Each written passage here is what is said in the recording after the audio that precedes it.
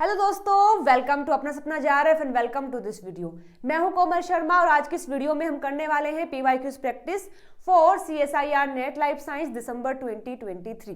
तो आपका पेपर जो इसी मंथ में होने वाला है अभी 26 दिसंबर में, उस पेपर के लिए हम कुछ क्वेश्चंस को प्रैक्टिस करने वाले हैं और ये एक मैराथन वीडियो है, यानी कि इस वीडियो में हम लगातार कई सारे क्वेश्चन को प्रैक्टिस करेंगे और साथ साथ उस क्वेश्चन के कॉन्सेप्ट को भी मैं आपको समझाऊंगी। ठीक है, बस इस मैराथन की खास बात यह है कि ये रिकॉर्डेड है। आपने लाइव मैराथन देखे हैं लेकिन कुछ इश्यू के कारण ही लाइव नहीं हो पा रही है, तो ये रिकॉर्डेड मैं रख रही हूँ, लेकिन फायदा आपको इसका भरपूर मिलने वाला है। यहाँ आप क्वेश्चन प्रैक्टिस करेंगे, उसका कॉन्सेप्ट भी सीखने वाले हैं। तो इस वीडियो में सबसे पहले जो क्वेश्चन होगा मैं आपके सामने डिस्प्ले करूंगी। आपको क्वेश्चन के लिए 1 मिनट मिलेगी, आपको उसको सोल्व करना है और फिर उस 1 मिनट के बाद मैं उस क्वेश्चन को सोल्व करके आपको बताऊंगी। ठीक है, और इस वीडियो में जितने भी क्वेश्चन हैं वो पार्ट बी के हैं और PYQs हैं। ओके, चलिए तो अपनी मैराथन को स्टार्ट करते हैं। देखते हैं सबसे पहला क्वेश्चन कौन सा है। तो ये जो क्वेश्चन है ये PYQs है और आया है एनिमल फिजियोलॉजी से।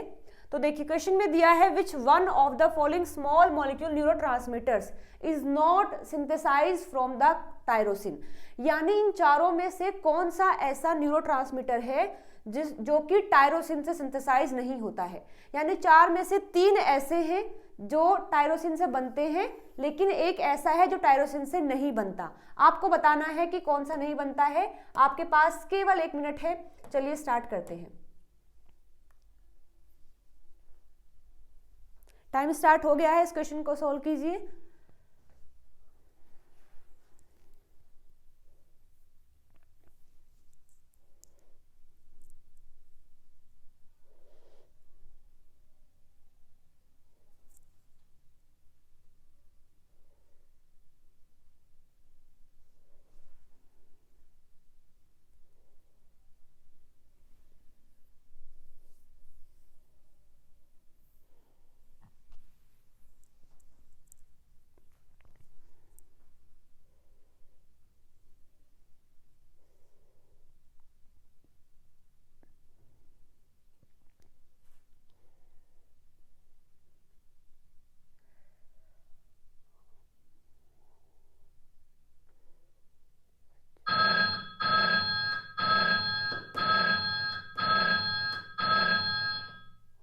ओके, चलिए तो आई होप आपने क्वेश्चन सोल्व कर लिया होगा।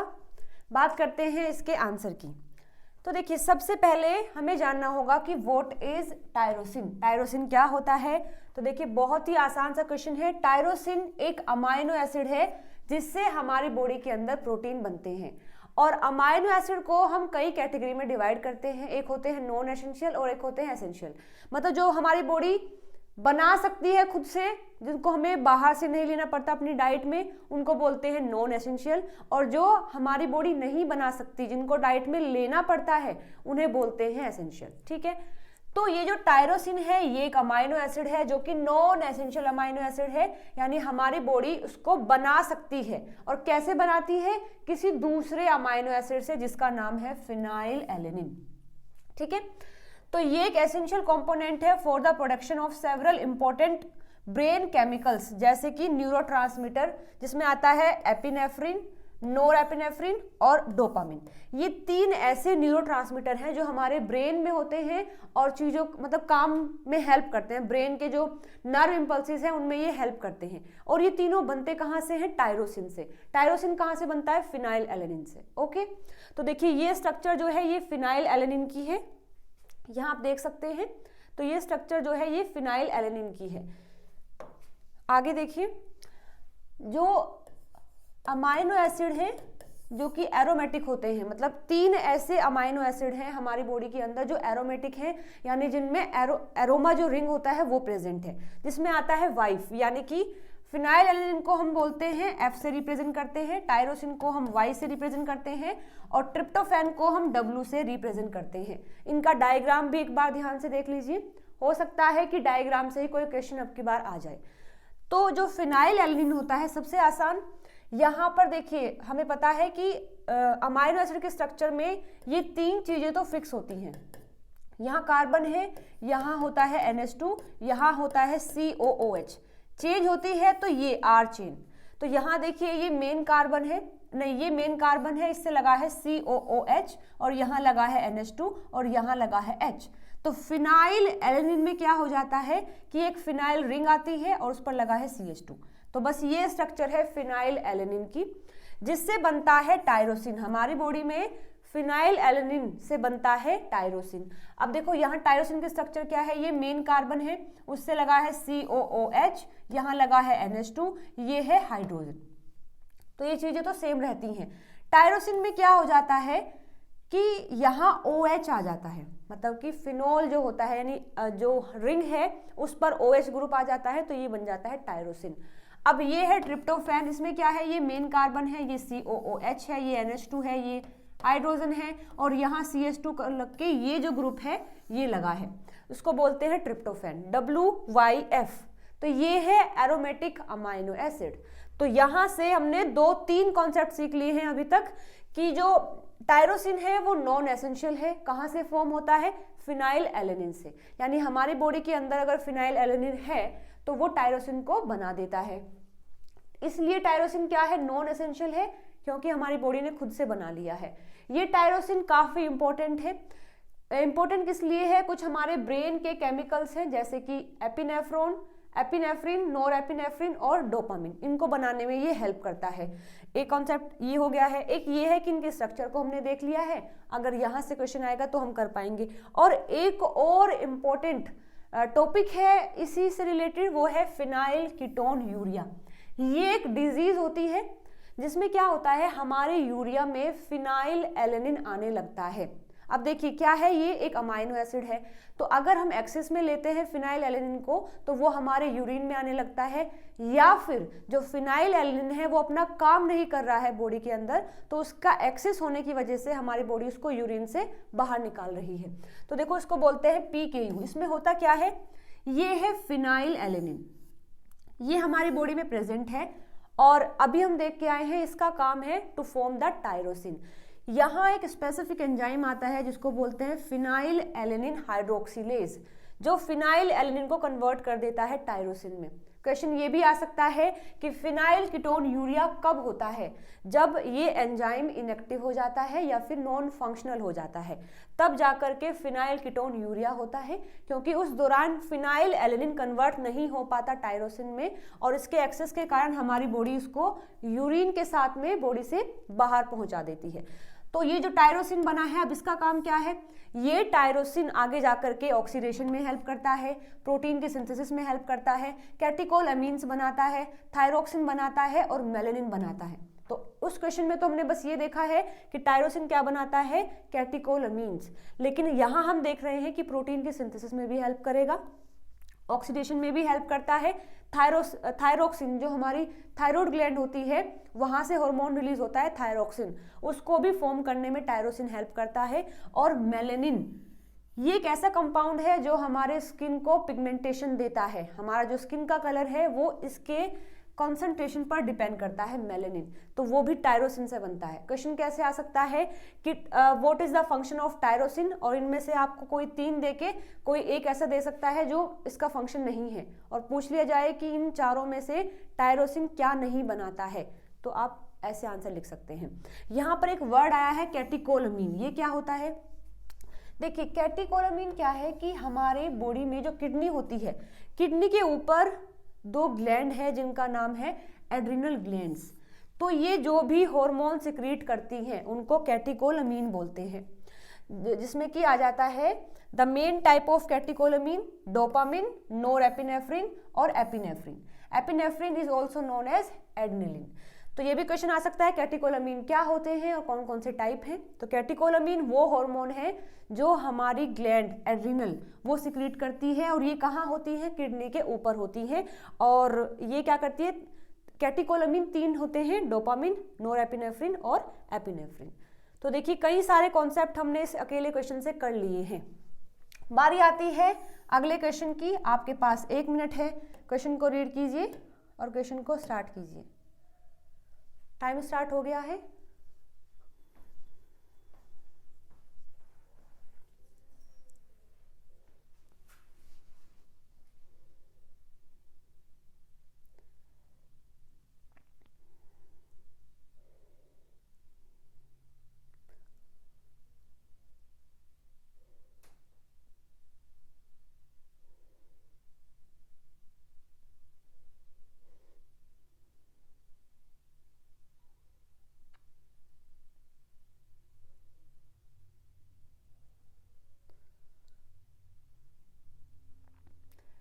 ये क्वेश्चन आया हुआ है सेल बायोलॉजी से भी लगा सकते हैं, एनिमल फिजियोलॉजी से भी।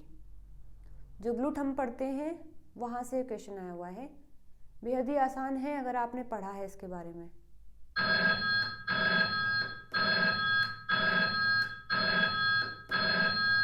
ओके, टाइम कंप्लीट हो गया है। बात करते हैं अपने इस क्वेश्चन के आंसर की।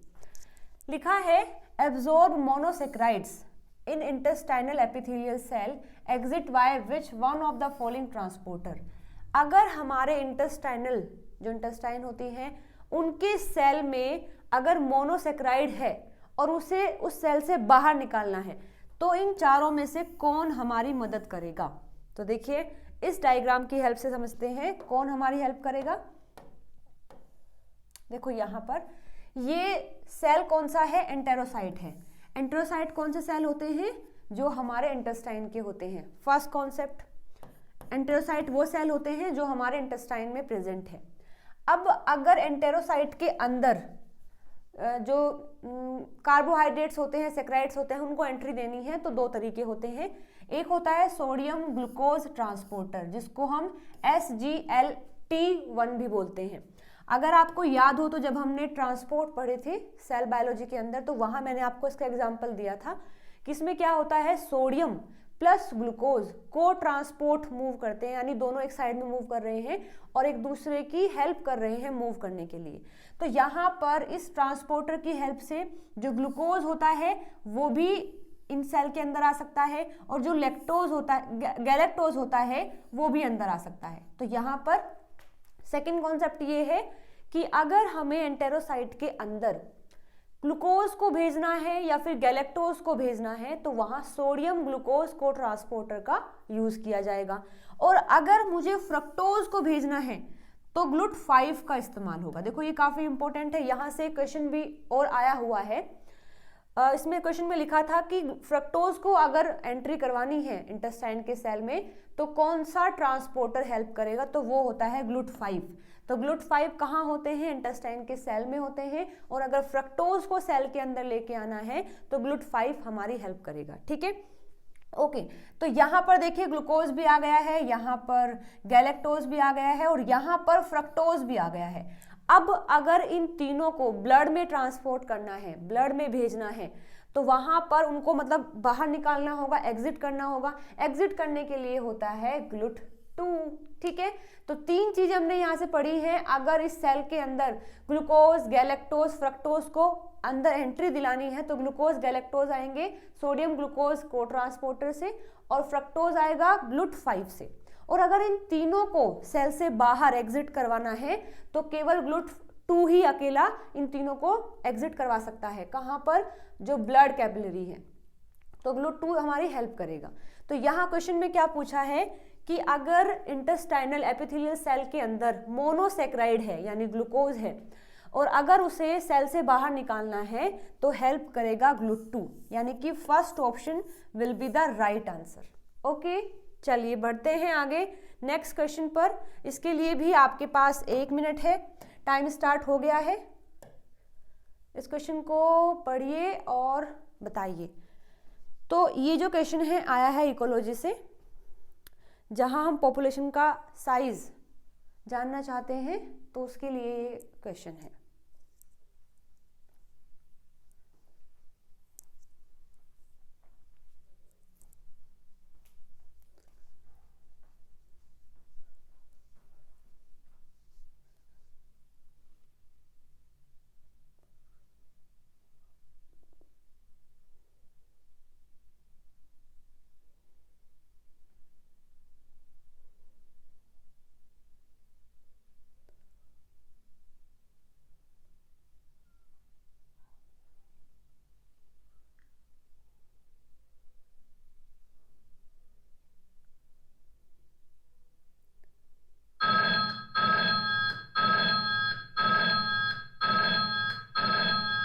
यस, टाइम कंप्लीट हो गया है।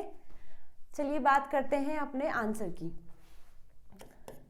Which one of the following method is best suited to estimate the population size of fish? तरीके कई सारे होते हैं साइज को बताने के। या तो हम काउंट कर लें, जैसे मानो एक इकोसिस्टम है या फिर कोई भी एरिया है और उसमें अगर मुझे जानना है कि मैंगो के ट्री कितने हैं, तो ऑफ कोर्स जो है अगर एरिया छोटा है तो मैं काउंट कर सकती हूँ 1 2 3 4। लेकिन अगर एक मेरे पास बड़ा सा वाटर बॉडी है और वहाँ मुझे फिश का पॉपुलेशन साइज कैलकुलेट करना है, तो अब ऐसा तो नहीं है कि मैं पानी में घुसकर और एक एक मछली को गिनूंगी कि हाँ ये 1 2 3 4 5। तो काउंटिंग जो मेथड है वो यहाँ हम अप्लाई नहीं कर सकते हैं। तो क्वेश्चन में पूछा है कि अगर मुझे फिश का साइज, पॉपुलेशन का साइज अगर जानना है तो कौन सा मेथड मैं इस्तेमाल करूंगी। आंसर है इसका फोर्थ, मार्क रिकैप्चर। होता कैसे है देखो, यहाँ पर समझते हैं कि इस टेक्निक में होता क्या है। The mark recapture method is a technique used in ecology to estimate the size of a population when it's not practical to count the every individual. जहां पर हम हर एक इंडिविजुअल को, ऑर्गेनिज्म को काउंट नहीं कर सकते, तो वहां पर ये मेथड सुटेबल होता है। तो देखिए इसमें एग्जाम्पल दिया है कि मानो मेरे पास ये एक वाटर बॉडी है, पॉन्ड है, और यहाँ जितने भी ये फिश है मुझे इनका नंबर जानना है। तो इस टेक्निक में क्या होता है कि मैं पहले फिश को कैप्चर करूंगी, मतलब कितने भी आ सकती हैं 5 10 15, वो मैं कैप्चर करने के बाद उनको मार्क करूंगी। ठीक है, तो सबसे पहले क्या करना है, जितने भी फिश हैं इसके अंदर ये सब अनमार्क हैं, इनके ऊपर कोई मार्क नहीं लगा है।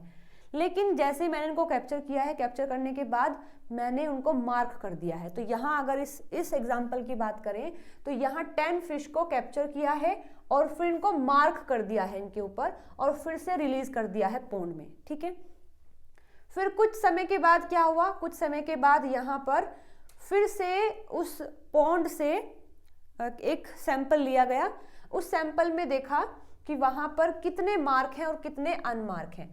तो जैसे सबसे पहले मेरे पास ये पॉपुलेशन है, वहां से मैंने 10 फिश को कैप्चर किया, उनके ऊपर एक मार्क कर दिया है और फिर से रिलीज कर दिया है। फिर कुछ समय के बाद मैं फिर उस पॉन्ड में जाऊंगी और कुछ मछलियों को कैप्चर करूंगी। कैप्चर करने के बाद मुझे फिर ये देखना है कि जो मैंने कैप्चर किए हैं उसमें कितनी मार्क हैं और कितनी अनमार्क हैं।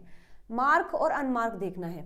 ये देखने के बाद फिर यहाँ पर ये जो फॉर्मूला है ये यूज किया जाता है, फॉर्मूला यूज किया जाता है। एक बार देखिए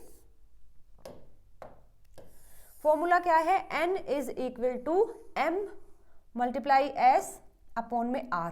यहाँ n क्या डिफाइन कर रहा है, यहाँ n हमें बता रहा है पॉपुलेशन का साइज कितना होगा। इसके बाद ये m का मतलब क्या है, m का मतलब है मार्क्ड इंडिविजुअल रिलीज्ड, मतलब हमने फर्स्ट सैंपल में कितने इंडिविजुअल को मार्क किया था वो हम यहाँ रखेंगे। s का मतलब है साइज ऑफ सेकंड सैंपल, मतलब जो सेकंड सैंपल हमने सेकंड टाइम जो कैप्चर किया है उसमें हमने कितनी फिश को कैप्चर किया है वहाँ रखेंगे। और r का मतलब है मार्क एनिमल रिकैप्चर्ड, जो हमने सेकंड टाइम सैंपल लिया है उसमें कितने मार्क हैं वो हम यहाँ रखेंगे। चलो एक बार इसी का एग्जाम्पल लेकर के इसको सॉल्व करते हैं। तो n हमें निकालना है पॉपुलेशन का साइज, इसके बाद m क्या है, मार्क इंडिविजुअल रिलीज्ड, मतलब कि जो हमने फर्स्ट सैंपल लिया था उसमें कितने ऑर्गेनिज्म हमने लिए थे। तो मार्क हमने कितने किए थे, 10 ही हमने कैप्चर किए, 10 को ही मार्क किया है। ओके, इसके बाद s क्या है, s है साइज ऑफ सेकंड सैंपल, जो सेकंड सैंपल हमने लिया है उसमें कितनी फिश हैं। तो यहाँ पर सेकंड सैंपल में भी 10 फिश ली गई थी तो ये 10 है। और नीचे हमें रखना है कि जो सेकंड सैंपल है उसमें कितने मार्क हैं। तो ये जो सेकंड सैंपल लिया है उसमें से देखने को मिला है कि 5 जो है मार्क है, तो 5 हम यहाँ नीचे रखेंगे। ये कितना भी हो सकता है वो उसके अकॉर्डिंग हम यहाँ रख देंगे। तो देखिए ऊपर आ गया है 100 और नीचे आया है 5, तो यानी कि 20। तो ये बताता है कि इस पॉन्ड के अंदर या फिर इस वाटर बॉडी के अंदर 20 मछलियां हैं। ठीक है, तो ये फॉर्मूला जो है चेंज हो जाएगा आपके सैंपल के कारण। ऐसे दे के रख सकता है आपको कि जो फर्स्ट सैंपल है वो हमने 20 लिया है, उसके बाद जो सेकंड सैंपल है वो उसमें हमने 20 फिश ली है, सेकंड सैंपल में जो मार्क हमें मिले हैं वो 10 है। तो उसके बिहाफ पर आपका ये फॉर्मूला यूज करके आप अपना आंसर निकाल सकते हैं। तो इस टेक्निक में अगर इस तरीके से आता है तो भी आप कर सकते हैं, अगर कोई न्यूमेरिकल आपको दे के रखता है तो आप इस फॉर्मूले का यूज करके ऐसे क्वेश्चन को सॉल्व कर सकते हैं। ठीक है, तो यहाँ पर हमारा सही आंसर है द फोर्थ ऑप्शन। ओके, चलिए बढ़ते हैं आगे नेक्स्ट क्वेश्चन पर। टाइम स्टार्ट हो गया है।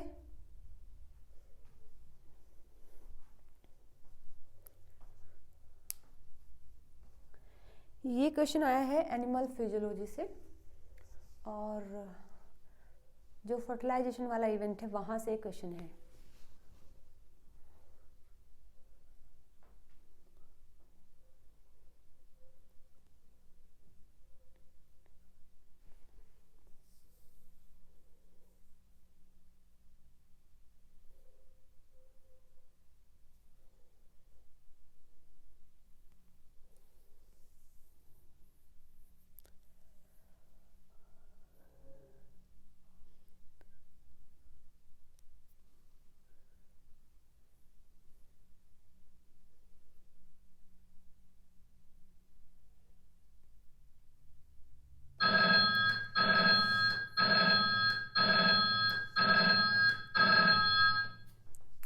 ओके, तो देखिए क्वेश्चन हमें दे दिया गया है, इसके आंसर की बात कर लेते हैं। सबसे पहले तो मैं इसकी थोड़ी वॉल्यूम कम कर देती हूँ। That's enough. ओके, क्वेश्चन दिया है जून 2022 शिफ्ट 1 का है, which one of the following statement is incorrect. इनमें से गलत कौन सा है ये आपको बताना है। अच्छा, क्वेश्चन में क्या दिया है कि फर्टिलाइजेशन जो इवेंट होता है उसमें कैल्शियम का क्या रोल है। ठीक है, चलिए तो देखते हैं।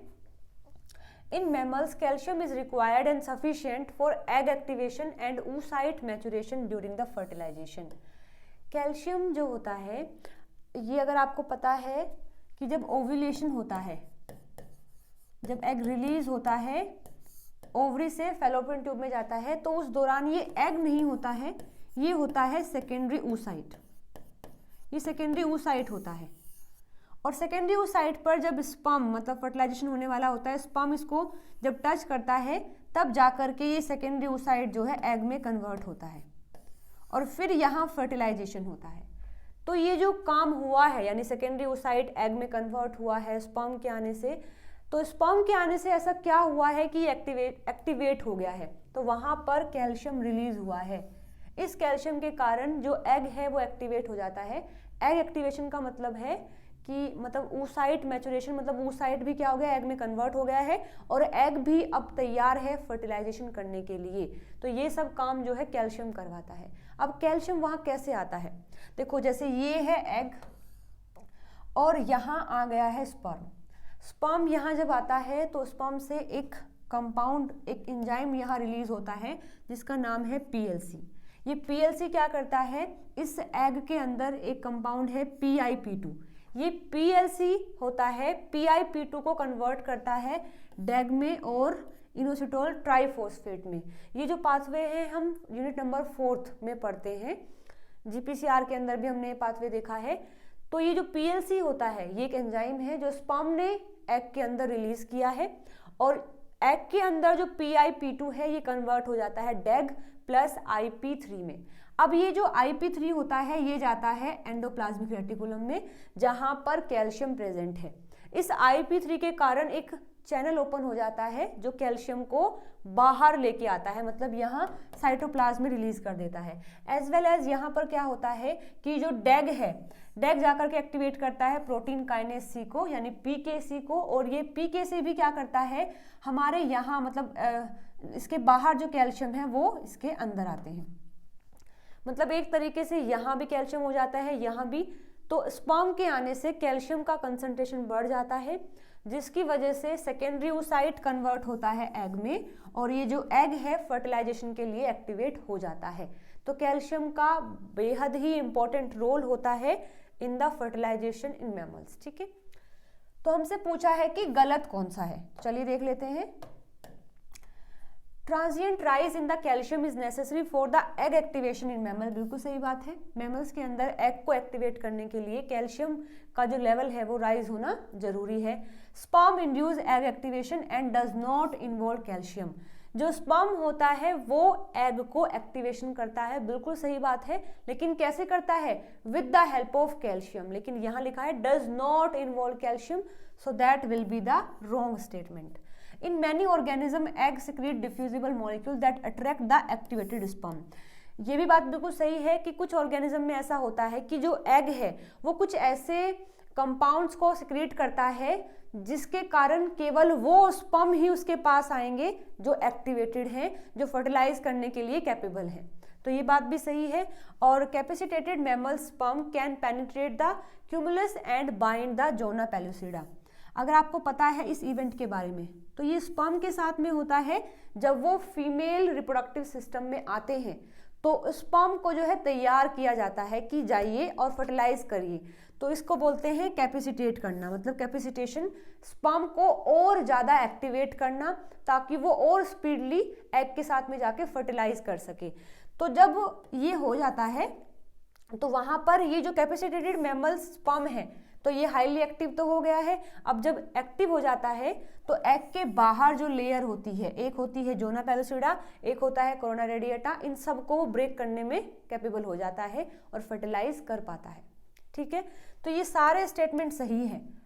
गलत कौन सा है इसमें? Second statement. तो हमारा क्वेश्चन का सही आंसर हो जाएगा द सेकंड स्टेटमेंट। ठीक है, यहीं पर एक छोटा सा कॉन्सेप्ट बता देती हूँ आपको कि यहाँ सबसे अंदर होता है एग, एग की जो लेयर होती है, उसके बाद एग के बाहर एक और लेयर होती है और यहाँ एक और लेयर होती है। क्या आपको इन सभी लेयर्स के नाम पता है और इनके फीचर्स आपको पता है? नहीं पता है तो चलिए मैं एक बार आपको रिकॉल करवा देती हूँ। जो एग होता है इसके बाहर ये जो लेयर है इसको बोलते हैं प्रीवेटिलाइन मेम्ब्रेन। वैसे ये है क्या? बस एक सिंपल जैसे सेल के बाहर होती है मेम्ब्रेन जिसको हम सेल मेम्ब्रेन या प्लाज्मा मेम्ब्रेन बोलते हैं, ये वो ही मेम्ब्रेन है, लेकिन क्योंकि एग की है तो थोड़ा सा नेम जो है डिफरेंट कर दिया है, प्रीवेटिलाइन मेम्ब्रेन बोलते हैं इसको। और ये जो है इसको बोलते हैं जोना पेलुसिडा। इस लेयर की क्या खास बात है? इसको एग खुद बनाता है, इसको एग खुद बनाता है। एग फॉर्म दिस लेयर, और ये लेयर जो है नॉन सेलुलर होती है, मतलब ये लेयर जो है सेल से नहीं बनी है, ये नॉन सेलुलर होती है। ये कुछ लिपिड और प्रोटीन से मिलकर बनी होती है, लिपिड एंड प्रोटीन से मिलकर बनी होती है। क्वेश्चन आ सकता है कि इन तीनों में से कौन सी सेलुलर मेम्ब्रेन है? तो जो प्रीवेटिलाइन मेम्ब्रेन है ऑब्वियसली ये भी सेलुलर नहीं होती है। हमने पढ़ा है कि सेल मेम्ब्रेन किससे बनी है? लिपिड से बनी है, प्रोटीन से बनी है, कार्बोहाइड्रेट से बनी है, लेकिन सेल से तो नहीं बनी है। सेल के ऊपर तो ये ऑब्वियसली होती है। तो ये मेम्ब्रेन भी नॉन सेलुलर है और ये मेम्ब्रेन भी नॉन सेलुलर है। ये एग अपने प्रोटेक्शन के लिए खुद इस लेयर को बनाता है, जोना पेलुसिडा। ठीक है, इसके बाद ये जो लेयर है इसको बोलते हैं कोरोना रेडिएटा, और ये सेलुलर है, ये सेलुलर है। और ये किससे बनी है?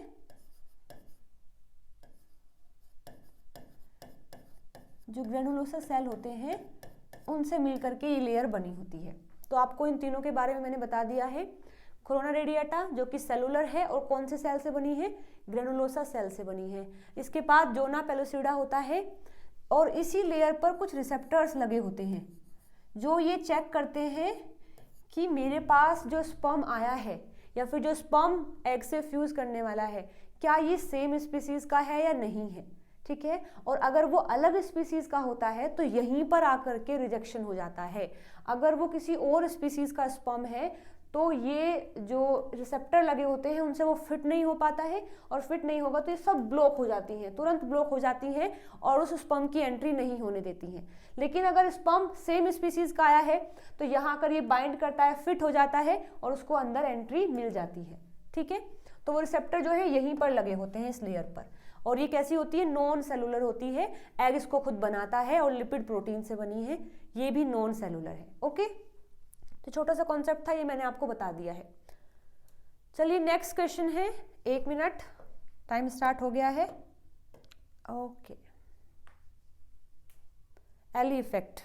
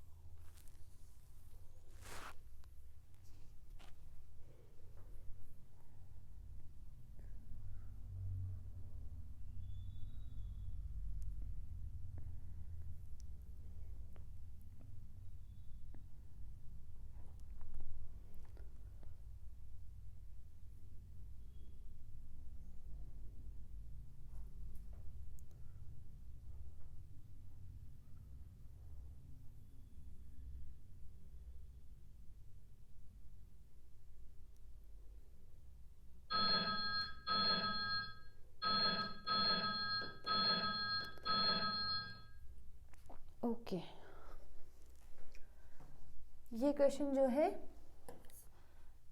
दिया है, positive association between the absolute average individual fitness and population size over some finite interval is known as.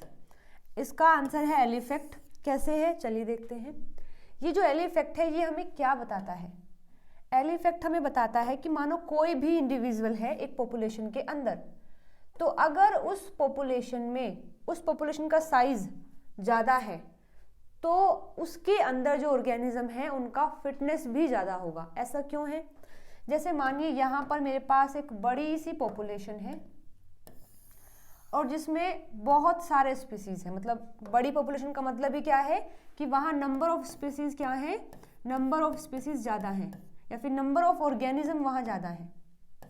जिस भी पॉपुलेशन की हम बात कर रहे हैं, अगर ज़्यादा पॉपुलेशन का साइज है तो मतलब नंबर ऑफ ऑर्गेनिज्म वहाँ ज़्यादा है। मानो कोई एक एवरेज कोई भी एक इंडिविजुअल है, तो अगर वहाँ ऑर्गेनिज्म ज़्यादा है तो उसका प्रोटेक्शन ज़्यादा है, मेटिंग के चांस ज़्यादा है, रिसोर्सेज ज़्यादा है, तो उसकी फिटनेस भी ज़्यादा होगी। देखो अगर ज़्यादा ऑर्गेनिज्म है और कोई खतरा आ जाता है तो वो मिलकर के सब उस खतरे को फेस कर सकते हैं, उससे बच सकते हैं। तो अगर पॉपुलेशन का साइज ज़्यादा है तो वहाँ जो प्रोटेक्शन है वो उसका जो चांस है वो ज़्यादा हो जाता है। मेटिंग के लिए चांस ज़्यादा हो सकते हैं अगर वहाँ ज़्यादा पॉपुलेशन का साइज है। तो अगर मानो रिजेक्शन हो गया है, एक मेल है एक फीमेल है, अगर एक फीमेल ने एक मेल को रिजेक्ट कर दिया है तो उसके पास और भी कई सारे ऑप्शन हैं क्योंकि पॉपुलेशन का साइज बहुत बड़ा है। ठीक है, तो वहाँ मेटिंग का भी चांस होता है, प्रोटेक्शन भी मिलता है और रिसोर्सेज भी ज़्यादा होते हैं। तो इस तरीके से वो जो ऑर्गेनिज्म है वो वहाँ सर्वाइव कर सकता है अच्छे तरीके से। लेकिन अगर मान के चलो एक पॉपुलेशन उसका साइज बहुत कम है, मानो 50 और 60 ही अगर वहाँ है, तो प्रोटेक्शन का भी खतरा है। हो सकता है कोई अगर बड़ा सा एनिमल आ जाता है और अटैक कर देते हैं वहाँ बहुत सारे एनिमल, तो वो नहीं बचा पाएंगे खुद को। ऐसे ही मेटिंग में भी कम चांस रहेंगे, तो ओवरऑल उनकी जो फिटनेस है वो कम हो जाएगी। तो एल इफेक्ट क्या कहता है? एल इफेक्ट कहता है is a positive association between the absolute average individual fitness and the population size over some finite interval। मतलब कि एक इंडिविजुअल की जो फिटनेस है उसके बीच में और पॉपुलेशन का जो साइज है उसके बीच में एक पॉजिटिव एसोसिएशन है, मतलब डायरेक्टली डिपेंडेंसी है। ये ज़्यादा है तो इसकी फिटनेस ज़्यादा है, ये कम है तो इसकी फिटनेस कम है। This is called L effect. So the L effect is a biological process that describe the relationship between the population size and the average fitness of individual. L effect हमें क्या बताता है? पॉपुलेशन का size plus individual की fitness के बीच में कैसा relation है। तो कैसा है? डायरेक्टली रिलेशन है वो। ठीक है, so the answer will B first option. चलिए बढ़ते हैं आगे, टाइम स्टार्ट हो गया है।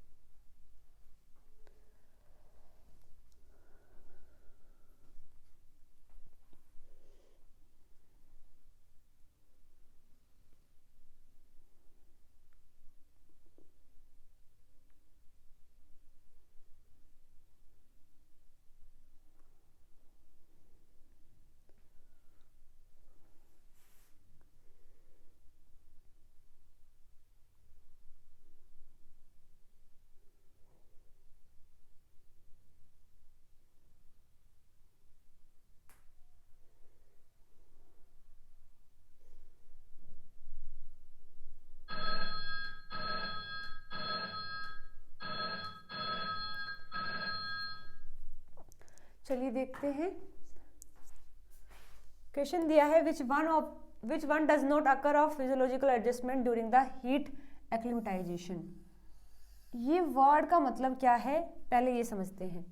देखिए हीट एक्लिमेटाइजेशन का मतलब है कि कोई एरिया है और वहाँ कुछ समय के लिए ज़्यादा हीट है, यानी टेम्परेचर ज़्यादा हो गया है, तो कुछ समय के लिए एडजस्ट करना इज कॉल्ड एक्लिमेटाइजेशन।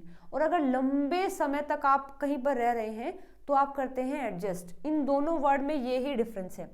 जैसे देखो मानो ये आपका घर है और इस घर में यहाँ आपका रूम है और यहाँ है गेट जिससे आप मतलब घर से बाहर निकलते हैं, और यहाँ इस घर में आप 15 साल से या 25 साल से रह रहे हैं, तो आपको आदत है कि अगर आपको डायरेक्ट रूम से बाहर जाना है तो आप ऐसे जाएंगे, ठीक है। मतलब ये आदत है आपको कि बाहर अगर निकलना है तो यहाँ से निकलना होगा।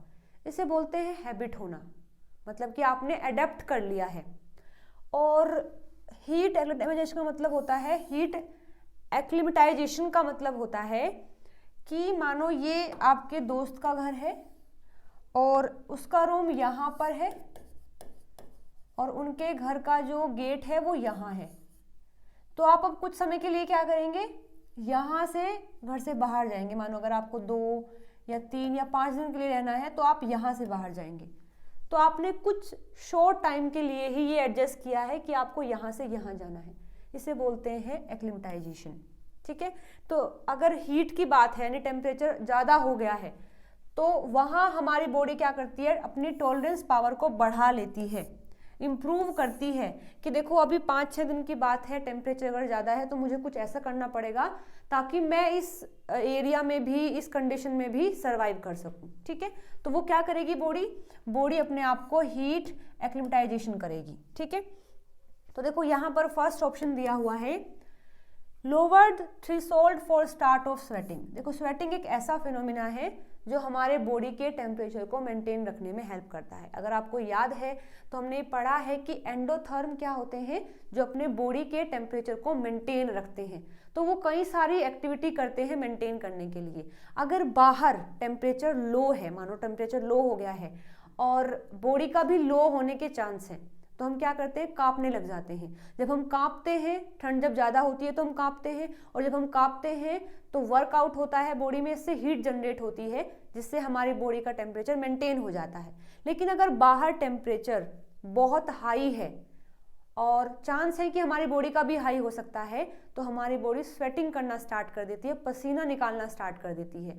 पसीना क्या होता है, इवेपोरेशन का एक प्रोसेस है, और जब इवेपोरेशन होता है, मतलब वाटर जो है जब वो भाप बन के उड़ता है तो वहां पर कूलिंग इफेक्ट देके जाता है, जिसको हम बोलते हैं इवेपोरेशन। प्लांट के अंदर ये होता है ट्रांसपिरेशन की फॉर्म में। अगर आपने फिनोमेना पढ़ा है तो वहां ट्रांसपिरेशन होता है कि जो पानी है वो गैस में कन्वर्ट होकर चला जाता है, यानी इवेपोरेशन हुआ है, और जब इवेपोरेशन होता है तो वहाँ कूलिंग इफेक्ट आता है। हमारी बॉडी भी ऐसा करती है, स्वेट जब होता है तो उसमें क्या होता है कि पानी जो है वो गैस की फॉर्म में रिलीज होता है, तो वहाँ कूलिंग इफेक्ट आता है। तो स्वेटिंग क्या है, एक ऐसा फिनोमिना है जो टेम्परेचर को मेंटेन करने में हेल्प करता है। तो अब हम चाहते हैं कि हमारी बॉडी जल्दी ही स्वेट करना स्टार्ट कर दे, तभी तो हमें कूलिंग इफेक्ट मिलेगा और हमारी बॉडी इस कंडीशन में अडेप्ट कर पाएगी। तो ये स्टेटमेंट बिल्कुल सही है कि जो मतलब शुरुआत करना है स्वेटिंग का वो उसको जल्दी ही स्टार्ट कर दे, तो ये स्टेटमेंट सही है। Effective distribution of cardiac output, जो कार्डियक आउटपुट है मतलब हमारा जो हार्ट है वो ब्लड को पंप कर रहा है, तो अगर टेम्परेचर ज़्यादा हो रहा है तो हर एक बॉडी में ज़रूरत है कि वहाँ लगातार जो है काम होता रहे, एनर्जी मिलती रहे, कोई भी काम ना रुके, तो उसके लिए कार्डिक आउटपुट का इफेक्टिव डिस्ट्रीब्यूशन भी ज़रूरी है। हमारे स्किन में जो ब्लड फ्लो है वो भी इम्प्रूव होना ज़रूरी है। क्या ज़रूरी नहीं है, increase the salt concentration of sweat. Sweat के अंदर अगर हम सॉल्ट की कंसनट्रेशन को बढ़ा देंगे तो ये हमें हीट के साथ में अडेप्ट करने के लिए सुटेबल नहीं है, क्योंकि अगर आपने पढ़ा है कि जहाँ भी सोडियम जाता है यानी कि सोल्ट जाता है वहीं वहीं पानी भी चलता है। तो अगर हम अपने स्वेट में सोल्ट की कंसंट्रेशन को बढ़ा देंगे तो हमारे स्वेट में बहुत सारा पानी जो है वो लॉस होगा, और आसपास अगर टेम्परेचर ज़्यादा है तो पहले ही बॉडी में पानी की कमी हो जाएगी, और अगर स्वेट में भी ज़्यादा पानी लॉस होगा तो उससे पानी की कमी ज़्यादा हो सकती है बॉडी के अंदर। तो हम ये चाहते हैं कि बॉडी स्वेटिंग तो करे ताकि कूलिंग इफेक्ट आ जाए, लेकिन ऐसा ना हो कि स्वेटिंग के कारण बॉडी का सारा ही पानी लॉस हो जाए। तो इस चीज़ को बचाने के लिए हम सोल्ट के अंदर मतलब स्वेट के अंदर जो सोल्ट का कंसंट्रेशन है उसको कम रखेंगे, क्योंकि सोल्ट अगर ज़्यादा हुआ तो स्वेटिंग में हमारी बॉडी का ज़्यादा पानी लॉस होगा, जो कि हम नहीं चाहते हैं। ठीक है, तो इसमें लिखा है which one does not occur, तो कौन सा नहीं होगा, जो फोर्थ ऑप्शन है वो नहीं होगा, तो आंसर भी हमारा फोर्थ ऑप्शन हो जाएगा। ठीक है, ओके, बढ़ते हैं आगे नेक्स्ट क्वेश्चन पर। टाइम स्टार्ट हो गया है।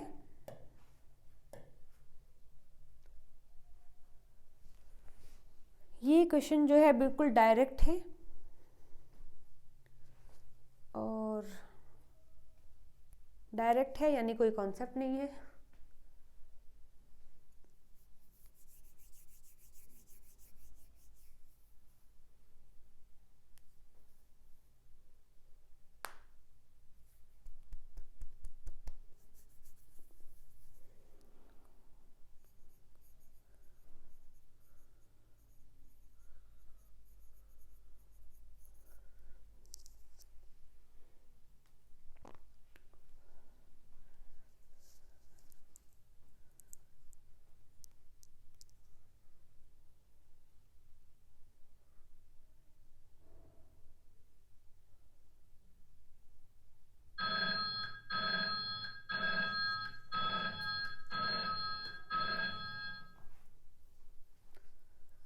ओके, देखिए ये आया हुआ है क्वेश्चन यूनिट नंबर 9 से।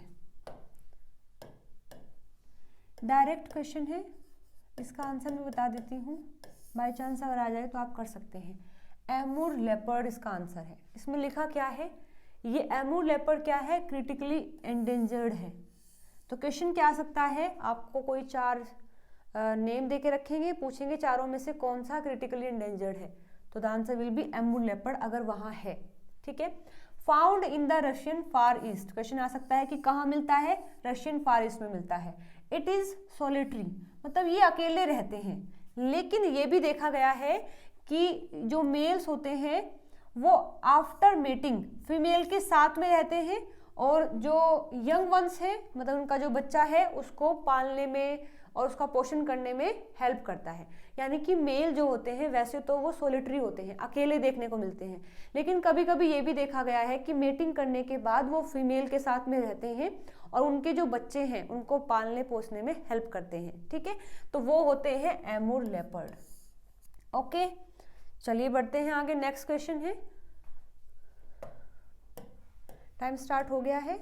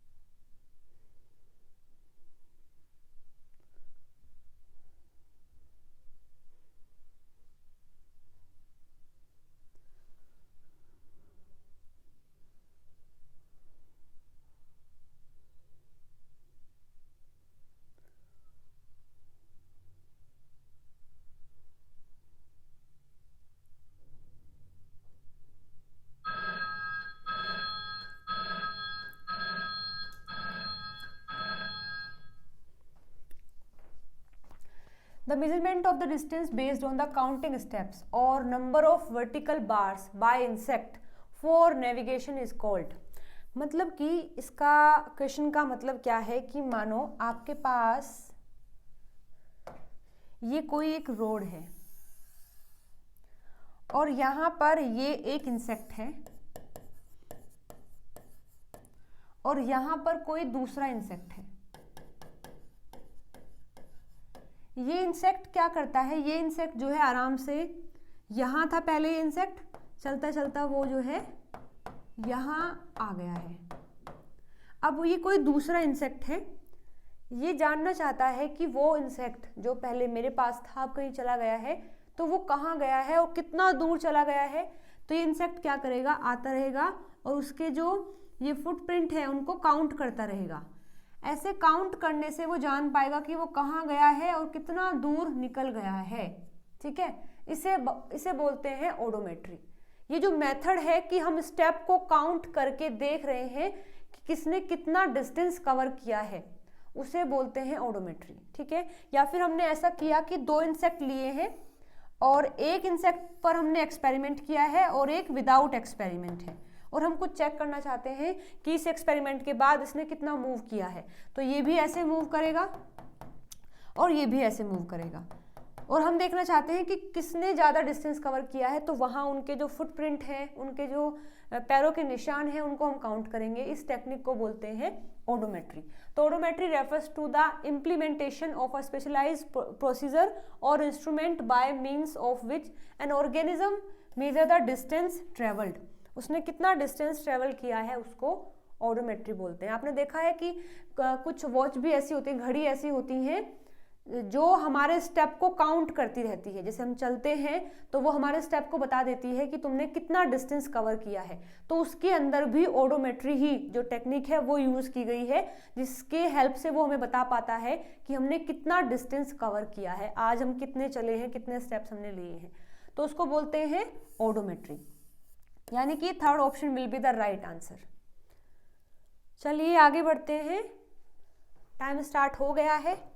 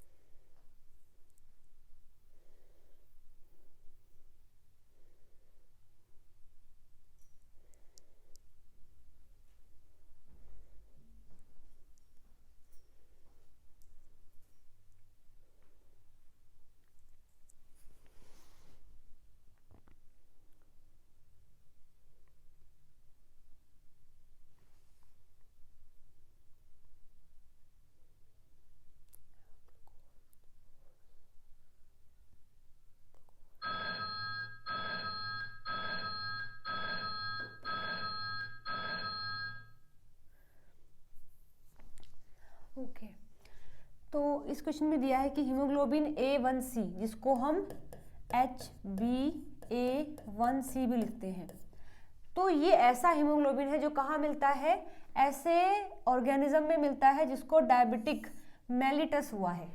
जिस इंडिविजुअल को डायबिटिक मेलिटस हुआ है उसके अंदर जो हीमोग्लोबिन होता है उसको हम HbA1c बोलते हैं। तो इसमें क्या होता है कि glucose molecule attach to which one of the terminal amino acid residue of the globin chain. अगर आपको पता है कि हीमोग्लोबिन जो होता है उसके पास 4 पॉलीपेप्टाइड होती हैं, ठीक है, जिसमें 2 होती हैं अल्फा और 2 होती हैं बीटा। ये अल्फा है, ये अल्फा है, ये बीटा है और ये बीटा है। बीच में यहाँ हीम ग्रुप होता है और ये कार्बन होता है। ये है हीमोग्लोबिन। तो ऐसे पेशेंट जिनको डायबिटीज़ मेलिटस हुआ है उनमें क्या होता है कि जो बीटा चेन होती है, बीटा चेन के टर्मिनस पर जो वेलिन अमाइनो एसिड होता है उससे जुड़ा होता है ग्लूकोज, उससे जुड़ा होता है ग्लूकोज। तो एक टेस्ट भी किया जाता है ये जानने के लिए, उसमें ये देखने को मिलता है। तो the haemoglobin A1c test measure the amount of blood sugar attach to the haemoglobin. उसमें ये चेक करता है कि हीमोग्लोबिन से कितना शुगर जुड़ा हुआ है। और देखो हमें पता है कि हीमोग्लोबिन करता क्या है। हीमोग्लोबिन हमारी जो ब्लड वेसल्स होती है उसमें जो RBC है, RBC के अंदर हमें हीमोग्लोबिन मिलता है और इसका काम होता है ऑक्सीजन को कैरी करना। लेकिन ऐसे पेशेंट जिनको डायबिटीज़ मेलिटस हुआ है उनके ब्लड के अंदर जो शुगर का लेवल है वो बढ़ जाता है। अब ब्लड के अंदर अगर शुगर का लेवल बढ़ा है तो वो शुगर कहीं जुड़ी हुई भी है, तो वो कहाँ जुड़ जाती है, ये RBC का जो बीटा चेन होता है, बीटा चेन का जो वेलिन अमाइनो एसिड है उससे ये ग्लूकोज ऐसे जुड़ जाता है। तो ये देखने को मिलता है ऐसे पेशेंट के अंदर, ठीक है। तो हमारा सही आंसर हो जाएगा valine of each beta chain. उसके अंदर जितनी भी बीटा चेन है उनके अंदर जो टर्मिनस पर वेलिन अमाइनो एसिड है उससे ग्लूकोज जुड़ जाता है in diabetic mellitus individual. Okay, so the right answer will B 4th option. बढ़ते हैं आगे नेक्स्ट क्वेश्चन पर। टाइम स्टार्ट हो गया है, इसके लिए मैं टाइम रख रही हूँ 40 सेकेंड।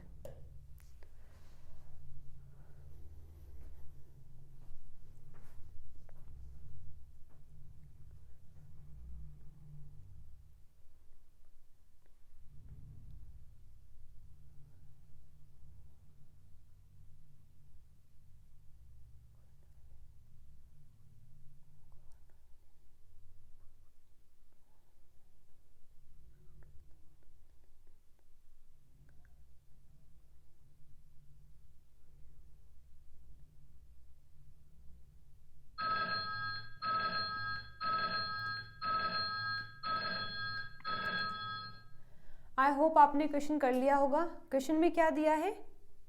ओके, क्वेश्चन में दिया है the reabsorption of water and NaCl in kidney is inhibited by the increase secretion of following substance except one. मतलब कि होता ये है कि हमारा जो किडनी है, किडनी में जो NaCl होता है और वाटर है, उसका रीअब्जॉर्प्शन होता है। वो डिपेंड करता है कि बॉडी के अंदर पानी कितना है। अगर बॉडी के अंदर पानी पहले से ही ज़्यादा है तो यूरिन से रीअब्जॉर्प्शन करना वाटर का वो थोड़ा कम हो जाता है, लेकिन अगर बॉडी में वाटर कम है तो ये रीअब्जॉर्प्शन ज़्यादा होता है। ठीक है, तो यहाँ पर रीअब्जॉर्प्शन के लिए कुछ सब्सटेंस होते हैं, जैसे कि अगर वहाँ हम यूरोडाइलेटिन डाल देते हैं या फिर यूरोगुएनिलिन डाल देते हैं या फिर डोपामिन डाल देते हैं, ये तीनों को अगर वहाँ कंसंट्रेशन बढ़ा देते हैं तो वो क्या करते हैं, रीअब्जॉर्प्शन को बढ़ा देते हैं।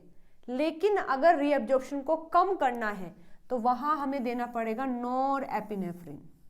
ठीक है, वहाँ हमें देना पड़ेगा नॉरएपिनेफ्रिन। तो क्वेश्चन में देखिए लिखा क्या है, the reabsorption of water and NaCl in kidney is inhibited by the increase secretion of following except one. मतलब इन तीनों से तो क्या होता है, जो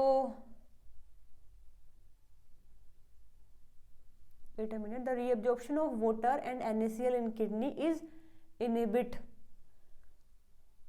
by the increased secretion। मतलब अगर हम इन तीनों को बढ़ाते हैं तो वहां पर रीअब्जॉर्प्शन इनहिबिट होता है, लेकिन अगर इसको बढ़ाते हैं तो वहां पर इनहिबिट नहीं होगा। ठीक है, तो इस क्वेश्चन के लिए हमारा सही आंसर हो जाएगा द फोर्थ ऑप्शन। एक मिनट रुकिएगा।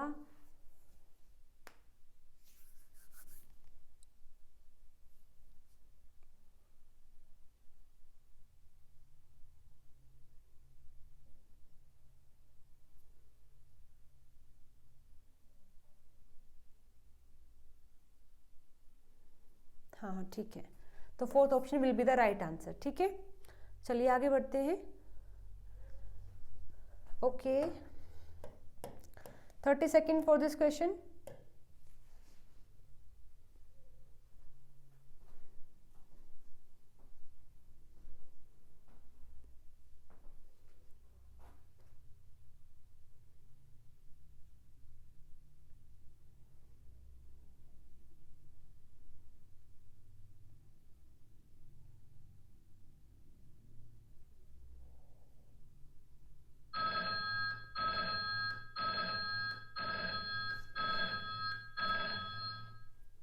ओके, क्वेश्चन दिया हुआ है कि जो ब्रोंक्यूल्स होते हैं, हमारे लंग्स का जो पार्ट है, उसके अंदर जो non ciliated cuboidal epithelial cell होते हैं जो एक डिफेंस मार्कर को सिक्रीट करते हैं, उनका नाम बताइए। उनका नाम है क्लब सेल। देखो ये कहाँ होते हैं, जैसे अगर आपने लंग्स का स्ट्रक्चर देखा है, पढ़ा है, तो आपको पता होगा कि उसमें कुछ इस तरीके से होता है। ये ट्रैकिया रहता है,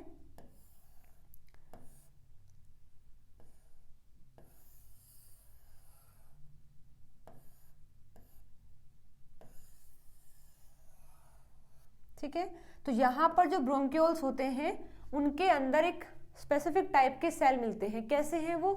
नॉन सिलिएटेड, मतलब उनके ऊपर सीलिया नहीं है, क्यूबॉइडल है, मतलब कुछ ऐसे हैं लेकिन सीलिया प्रेजेंट नहीं है। ठीक है, तो उनको क्लब सेल बोलते हैं और ये कहाँ होते हैं? ब्रोंक्यूल्स में होते हैं।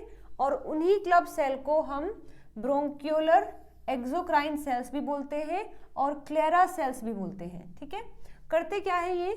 दे secrete a number of important defense markers including, जैसे कि सर्फेक्टेंट होता है which help to prevent the collapse of alveoli, and defensins होता है which are anti microbial peptides that help to fight infection.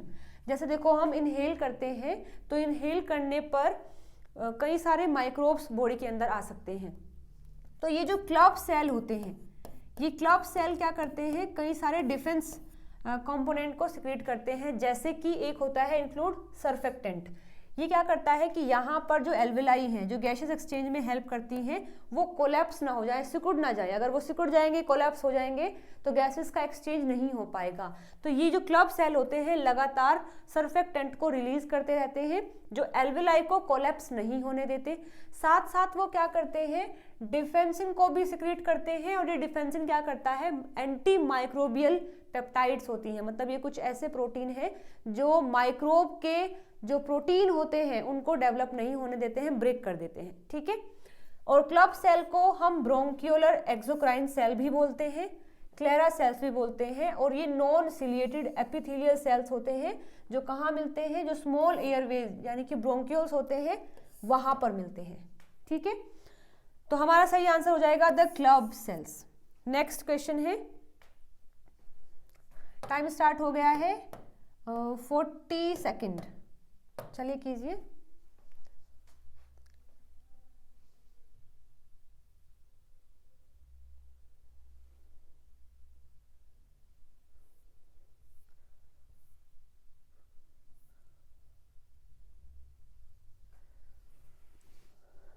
ये भी बहुत ही आसान सा क्वेश्चन है।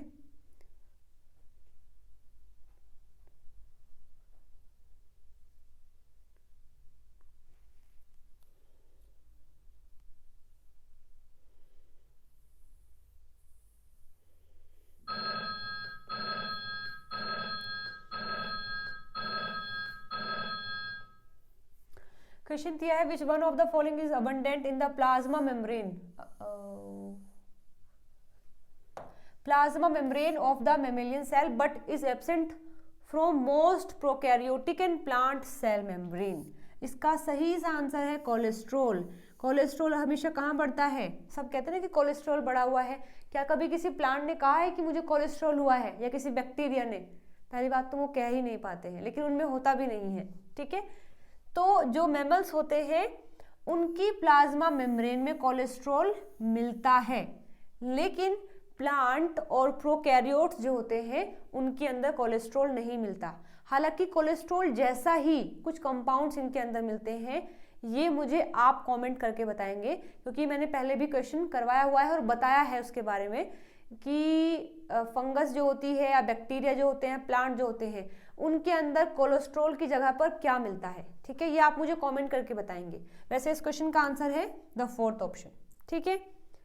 बढ़ते हैं नेक्स्ट क्वेश्चन पर। अच्छा, ये क्वेश्चन जो है इसको मैं सॉल्व नहीं करवाने वाली हूँ, ये मुझे आप कमेंट करके बताएंगे। और ऐसा क्यों? अभी जो वीडियो मैंने अपलोड की थी अबाउट द यूनिट नंबर 9, उसमें मैंने आपको इसके बारे में बताया था कि ऐसी बर्ड का नाम बताओ जो इंडिया में रहती है और फ्लावर को डिफेंड करती है, यानी जो फूल होते हैं उनकी रक्षा करती है। ऐसी बर्ड का नाम बताओ। बाकायदा मैंने आपको उसका फोटो भी दिखाया था उस बर्ड का। तो आपको कमेंट करके बताना है इस क्वेश्चन का आंसर। अच्छा, क्वेश्चन नंबर मुझे नहीं पता है, आप नाम ही लिख सकते हैं जो भी बर्ड या फिर जो भी इसका आंसर है। ठीक है। चलिए देखते हैं आगे। नेक्स्ट क्वेश्चन दिया है, बायो एग्यूमेंटेशन रेफर्स टू। ये क्वेश्चन आया हुआ है यूनिट नंबर 12 से। इस क्वेश्चन के लिए पूरी 1 मिनट स्टार्ट हो गया है टाइम। ये भी बहुत ही आसान सा क्वेश्चन है।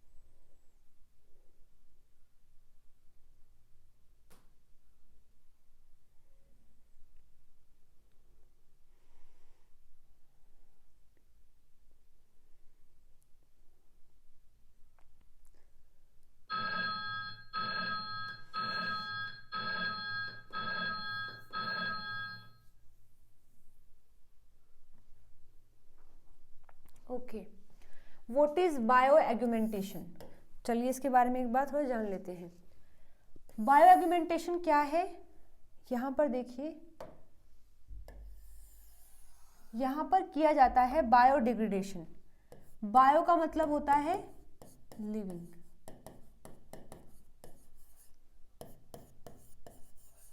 और डिग्रेडेशन का मतलब होता है ब्रेक डाउन करना, ब्रेक डाउन करना। तो यहाँ पर हम क्या करवाते हैं, किसी लिविंग ऑर्गेनिज्म की हेल्प से किसी का ब्रेक डाउन करवाते हैं। किसका करवाते हैं, कौन करता है? यहाँ हम यूज करते हैं माइक्रोब्स को।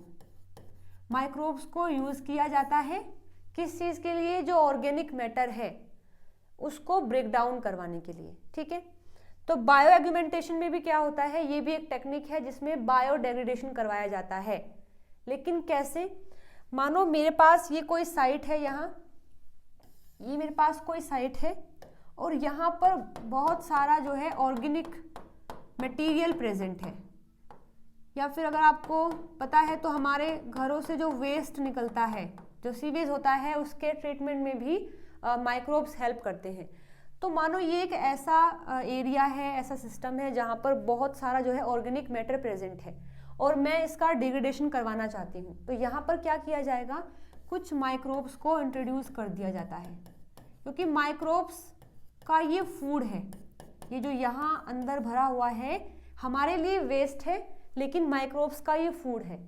तो अगर यहाँ माइक्रोब्स को इंट्रोड्यूस कर दिया जाएगा तो वो बहुत ही खुशी के साथ में इन सबको डिग्रेड करेंगे, हमारा काम भी हो जाएगा और इन माइक्रोब्स को कुछ समय के लिए फूड भी मिल जाएगा। क्योंकि जैसे हमारा काम खत्म हो जाता है, इनकी हम डेथ करवा देते हैं, इनको मरवा देते हैं। ठीक है, पर बस यहाँ बताया गया है बायोएग्यूमेंटेशन का मतलब क्या होता है, is a biological technique that involve adding the specialised microorganism to contaminated environment to increase the rate of pollutant degradation. The microorganisms are designed to biodegrade organic pollutant in soil and the groundwater. यहाँ क्या करते हैं, हमारे पास जो pollutant है या फिर जो ऑर्गेनिक मैटर है उसको डिग्रेड करवाने के लिए हम कुछ स्पेशलाइज्ड माइक्रो ऑर्गेनिज्म को वहाँ ऐड कर देते हैं ताकि जो प्रोसेस है वो काफ़ी फास्ट हो सके।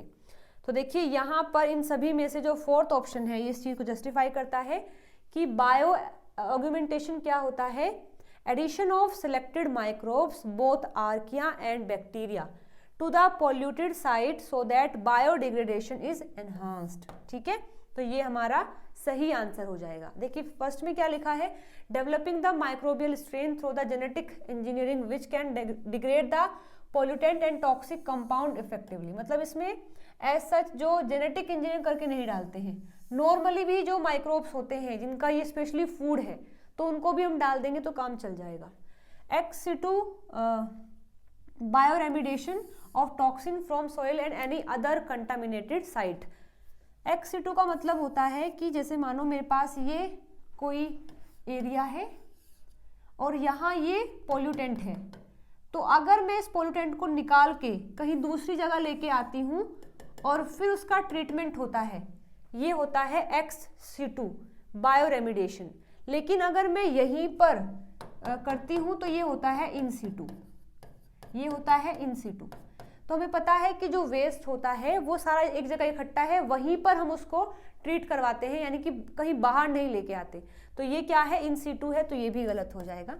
Addition of nutrient at contaminated site, देखो वहाँ न्यूट्रिएंट तो ऑलरेडी प्रेजेंट है, फूड तो उनका ऑलरेडी प्रेजेंट है, उस चीज़ की एडिशन नहीं करनी है, वहाँ हमें माइक्रोब्स डालने हैं। ठीक है, तो ये भी गलत हो जाएगा। इस क्वेश्चन के लिए हमारा सही आंसर है द फोर्थ ऑप्शन। ओके, आगे देखते हैं। ठीक है, ये क्वेश्चन के लिए मैं देती हूँ आपको 40 सेकेंड, टाइम स्टार्ट हो गया है। क्वेश्चन आया है यूनिट नंबर 6 से, यानी कि प्लांट फिजियोलॉजी से, फोटोसिंथेसिस से, इलेक्ट्रॉन ट्रांसपोर्ट चेन से।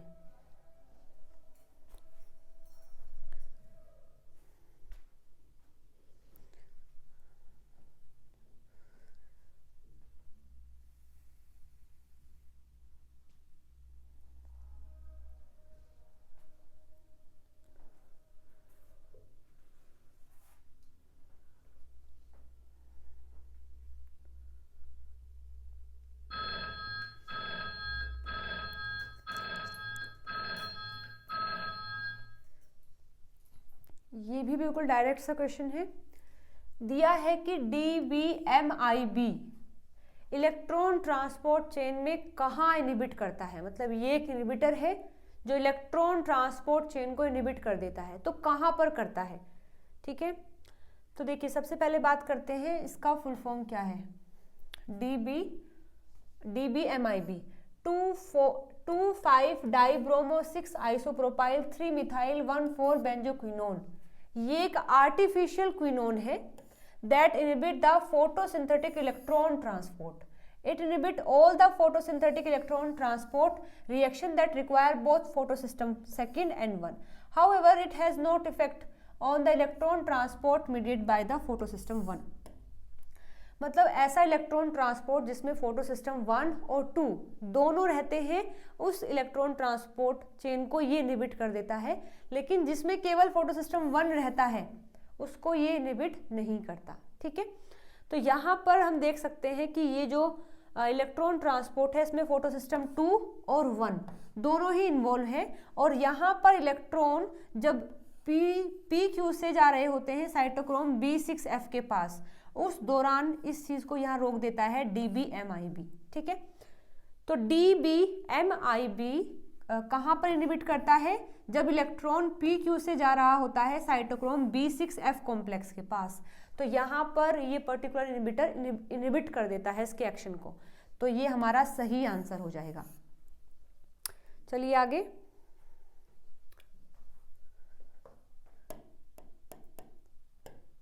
टाइम स्टार्ट हो गया है। व्हाट इज पैरासाइट्स, क्या होते हैं, कहाँ मिलते हैं।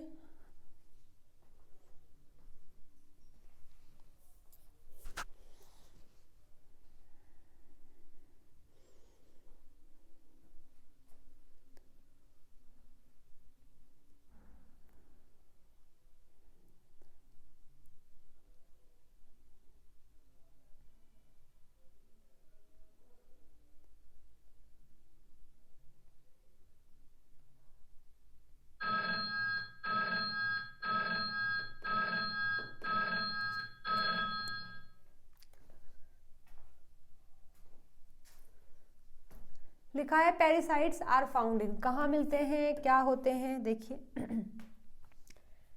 Parasites are fibroblast like cells that wrap around the endothelial cells in the blood vessels.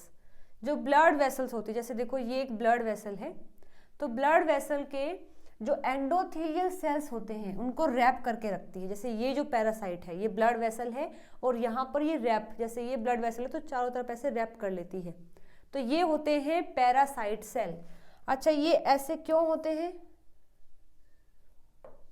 देखो यहाँ पर ये ब्लड वेसल है, ये इसके एंडोथेलियल सेल हैं और उनको रैप किया हुआ है पैरासाइट ने। जैसे अगर यहाँ देखें तो ये एंडोथेलियल सेल है और उसके ऊपर रैप किया हुआ है पैरासाइट ने। तो पैरासाइट क्या होते हैं, are smooth muscle like cells that surround capillaries in the vascular system. They have contractile properties and control the blood pressure in the capillaries. इनके पास कॉन्ट्रैक्टाइल प्रॉपर्टीज होती हैं जो कि कैपिलरीज के अंदर ब्लड प्रेशर को, BP को मेंटेन करने में हेल्प करती हैं these पैरासाइट्स। तो ये होती कहाँ है, pericytes are present on the blood capillaries wall. जो ब्लड कैपिलरीज होती हैं उनकी वॉल पर पैरासाइट्स प्रेजेंट होते हैं। ओके, हो सकता है अगली बार आपका इसमें फंक्शन से क्वेश्चन आ जाए तो वो भी मैंने आपको बता दिया है। नेक्स्ट क्वेश्चन है ओके, ये तो बिल्कुल ही 2 सेकंड का क्वेश्चन है क्योंकि मैंने करवा रखा है डिक्लोफिनेक।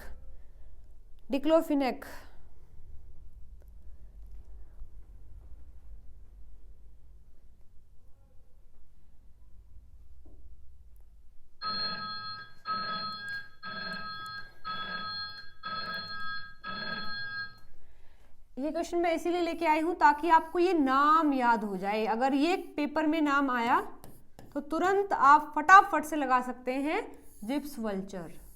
जिप्स वल्चर जो होते हैं उनको किल करने में डिक्लोफिनेक यूज किया जाता है।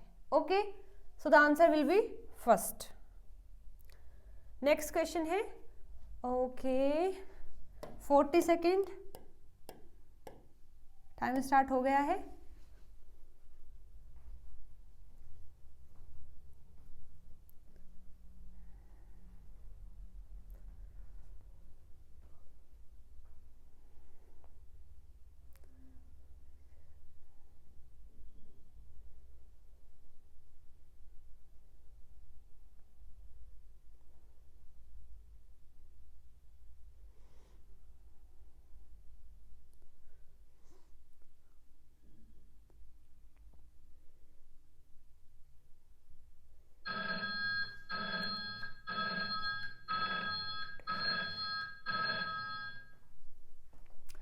क्वेश्चन आया है इकोलॉजी से, स्पीसीज रिचनेस के बारे में पूछा है कि अगर स्पीसीज रिचनेस को काउंट करना है, देखना है, तो कौन हेल्प करेगा।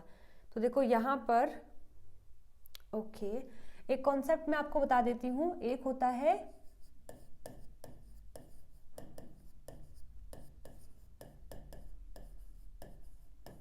स्पीसीज रिचनेस, एक होता है स्पीसीज इवननेस। ठीक है, तो देखिए इन दोनों में क्या डिफरेंस है। ये दोनों ही डाइवर्सिटी बताने के लिए हेल्प करते हैं। मतलब अगर कोई इकोसिस्टम है उसमें डाइवर्सिटी हाई है या लो है, उसे बताने के लिए इन दोनों फैक्टर को यूज किया जाता है, यानी स्पीसीज रिचनेस को भी और स्पीसीज इवननेस को भी। स्पीसीज रिचनेस हमें क्या बताता है, ये हमें बताता है number of species in an area, number of species in area. ठीक है, जैसे मतलब देखो मेरे पास ये एक एरिया है, इस एरिया के अंदर एक जामुन का पेड़ है, एक सेब का पेड़ है, एक अमरूद का है, एक आम का है, जामुन का है, सेब का है, ये जामुन का है। तो यहाँ पर अगर मैं बात करूँ प्लांट्स के अंदर कितने स्पीसीज हैं, 1 2 3 4, तो यहाँ पर स्पीसीज रिचनेस कितनी हो जाएगी, 4 हो जाएगी। ठीक है, लेकिन इस पूरे एरिया में, ठीक है, ये क्या है, मैंगो है, एप्पल है और गवावा है, और ये क्या है, जामुन। जामुन को क्या बोलते हैं, जामुन मुझे नहीं पता, जे लिख देते हैं। तो यहाँ पर ये तो हमने देखा है टाइप, तो कितना हो गया 4। लेकिन आम के यहाँ कितने पेड़ हैं, आम के अगर यहाँ 10 पेड़ हैं, तो ये है मैंगो का स्पीसीज इवननेस। ठीक है, मतलब कि यहाँ पर ये इतने हैं, ये 20 हैं, मानो ये 30 हैं और ये 10 हैं, तो ये जो उनका अबंडेंस है कि वो कितने हैं, मतलब नंबर में कितने हैं, तो वो बताता है स्पीसीज इवननेस, और टाइप कितने हैं वो बताता है स्पीसीज रिचनेस। ओके, तो क्वेश्चन में पूछा है स्पीसीज रिचनेस कैसे मेजर करते हैं। Abundance of species in an area, नहीं अबंडेंस तो नहीं बताएगा ये, तो ये आंसर नहीं है। Number and the abundance of the species, नहीं, only number of the species in an area, तो ये सही हो जाएगा। Density of species in an area, नहीं, तो ये केवल जो होता है नंबर हमें बताता है, व्हाट, स्पीसीज रिचनेस। तो third option will be the right answer. चलिए आगे बढ़ते हैं।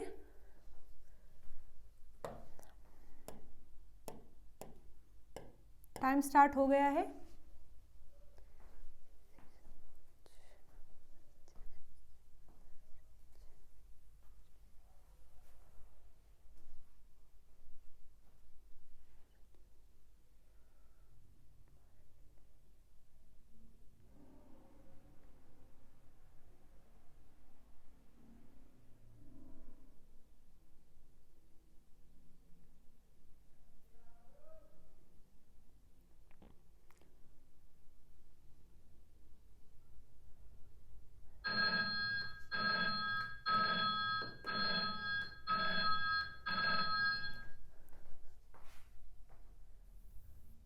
और ये हमारा लास्ट क्वेश्चन है आज का। Which of the following is typically true for the invasive species. Invasive species क्या होती हैं, जो किसी एरिया से आई हैं किसी दूसरे एरिया में। ठीक है, इनको हम एलियन स्पीसीज भी बोलते हैं। जैसे ये मेरे पास एक हैबिटेट है, ये कोई दूसरा हैबिटेट है, यहाँ कोई पर्टिकुलर स्पीसीज है, वो अगर यहाँ आ गई है यहाँ पर, तो ये इस हैबिटेट के लिए एलियन या फिर इन्वेजिव स्पीसीज होती है। तो आपसे पूछा है which of the following is the typically true for the invasive species. जो इन्वेजिव स्पीसीज होती हैं उनके लिए इन चारों में से कौन सी बात सही है। तो देखिए इनके बारे में कुछ थोड़े से फीचर्स हम पढ़ लेते हैं। I can cut it. देखिए जो इन्वेजिव होते हैं उनको हम आर सिलेक्टेड बोलते हैं, उसी में एक होता है के सिलेक्टेड। तो आर देखिए क्या होते हैं, अनस्टेबल इन्वायरमेंट होता है और डेंसिटी इंडिपेंडेंट होते हैं।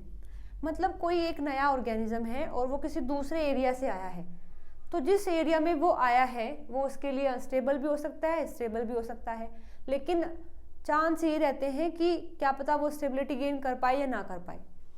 तो जो आर सिलेक्टेड होते हैं वो अनस्टेबल इन्वायरमेंट में रहते हैं लेकिन डेंसिटी इंडिपेंडेंट होते हैं। मतलब कि वो डिपेंड नहीं करते कि इस एरिया की कैपेसिटी कितनी है, बस वो अपना नंबर बढ़ाते चले जाते हैं। जबकि जो के सिलेक्टेड होते हैं वो स्टेबल इन्वायरमेंट में रहते हैं और डेंसिटी डिपेंडेंट होते हैं। मतलब जिस एरिया में वो रह रहे हैं उसकी कितनी कैपेसिटी है होल्ड करने की, बस इतने ही ग्रो कर पाते हैं, उसके बाद इनकी जो नंबर है, इनकी जो ग्रोथ है वो बंद हो जाती है। ये स्मॉल साइज के ऑर्गेनिज्म होते हैं और energy use to make individual is low. मतलब यहाँ से जब ये रिप्रोडक्शन करेंगे तो दो इंडिविजुअल जो बनते हैं उसमें बहुत ही कम एनर्जी लगती है, जबकि जो के सिलेक्टेड होते हैं उनके लिए ज़्यादा एनर्जी की रिक्वायरमेंट होती है अगर एक नया इंडिविजुअल फॉर्म करना है। ठीक है, जैसे एग्जाम्पल अगर लगाएं कि बैक्टीरिया है, एक बैक्टीरिया 20 मिनट के अंदर 2 बैक्टीरिया बना देता है। जबकि यहीं पर अगर हम ह्यूमंस की बात करें तो ह्यूमंस में क्या होता है कि 9 मंथ लगते हैं एक नया ऑर्गेनिज्म फॉर्म करने में। तो आप खुद देख सकते हैं यहाँ 9 मंथ लगे हैं और यहाँ केवल 20 मिनट लगी हैं। तो किस में एनर्जी ज़्यादा लगेगी, ह्यूमंस में। तो हम किस में आते हैं, के सिलेक्टेड में आते हैं। जैसे यहीं पर एग्जाम्पल हो सकता है एलिफेंट का भी। Okay, many offspring are form. अब 20 मिनट में ये 2 बना रहे हैं। अब आप कैलकुलेट कर सकते हैं कि 9 मंथ में जहां पर केवल एक ऑर्गेनिज्म आएगा ये अपना पॉपुलेशन कितना बढ़ा देंगे। ठीक है, तो यहाँ पर ऑफस्प्रिंग ज़्यादा होते हैं जबकि यहाँ पर कम ऑफस्प्रिंग होते हैं। अर्ली मैच्योरिटी, जल्दी ही ये मतलब मैच्योर हो जाते हैं। अब देखो एक बैक्टीरिया आया है नया, अब ये 20 मिनट के अंदर 2 और बना देगा। ठीक है, 20 मिनट के अंदर ये 2 और बना देगा। तो इसमें क्या होगा, यहाँ पर जल्दी ही वो रिप्रोडक्शन करने के लिए सुटेबल हो जाते हैं, जबकि यहाँ पर जो मैच्योरिटी है वो लेट आती है। ठीक है, शॉर्ट लाइफ एक्सपेक्टेंसी, इनकी जो लाइफ की एक्सपेक्टेशन है वो बहुत ही कम होती है। मतलब जल्दी ही इनका बर्थ हो जाता है, जल्दी ही वो उनकी डेथ भी हो जाती है। लेकिन यहाँ पर क्या होता है, लॉन्ग लाइफ एक्सपेक्टेंसी होती है, यानी काफ़ी लंबे समय तक जीवित रहते हैं, जीते हैं। हर एक इंडिविजुअल रिप्रोड्यूस ओनली वंस, क्योंकि इनका लाइफ स्पैन इतना छोटा है कि बस वो एक ही बार रिप्रोड्यूस कर पाते हैं, उसके बाद उनकी डेथ हो जाती है। लेकिन यहाँ पर अगर बात करें तो इनका जो लाइफ स्पैन है वो ज़्यादा है, काफ़ी लंबे समय तक ये जीते हैं। तो रिप्रोडक्शन जो है वो कई बार कर सकते हैं। हम एक वो पढ़ते हैं कर्व, जिनको बोलते हैं सर्वाइवरशिप कर्व। तो उसमें जो 3rd कर्व होता है वो ऐसे ऑर्गेनिज्म के लिए है जो आर सिलेक्टेड होते हैं, जबकि जो के वाले होते हैं वो 1 और 2 रहते हैं। और जो इन्वेजिव स्पीसीज हैं वो भी आर सिलेक्टेड होनी चाहिए। ठीक है, अगर वो के सिलेक्टेड होगी तो सर्वाइव ही नहीं कर पाएगी। मानो किसी नए एरिया में गई है और वहाँ पर उसका जो साइज है वो भी बड़ा है, एनर्जी उसको हाई लगती है, इंडिविजुअल भी उसके कम बनते हैं, तो चांस ये है कि वो जल्दी ही वहाँ से भगा दी जाएगी। लेकिन अगर वो आर सिलेक्टेड है, मतलब उसका साइज भी छोटा है, फटाफट से वो अपना नंबर भी बढ़ा रही है, एनर्जी भी कम ले रही है, तो चांस ये है कि वो उस नए एरिया में सर्वाइव कर जाती है। तो कोई स्पीसीज अगर आर सिलेक्टेड है और वो किसी नए एरिया में जाती है तो चांस ये रहते हैं कि वो वहाँ सर्वाइव कर पाएगी। तो आपसे क्वेश्चन में यही पूछा है कि जो इन्वेजिव स्पीसीज होती है उसके लिए इनमें से क्या ट्रू है। तो वो आर सिलेक्टेड होती हैं, बिल्कुल सही बात है। वो के सिलेक्टेड नहीं होती हैं। ठीक है, उनका जो हैबिटेट है वो स्पेशलाइज नहीं होता है, क्योंकि वो दूसरे एरिया में गई है, वहाँ कोई स्पेशलाइजेशन नहीं है।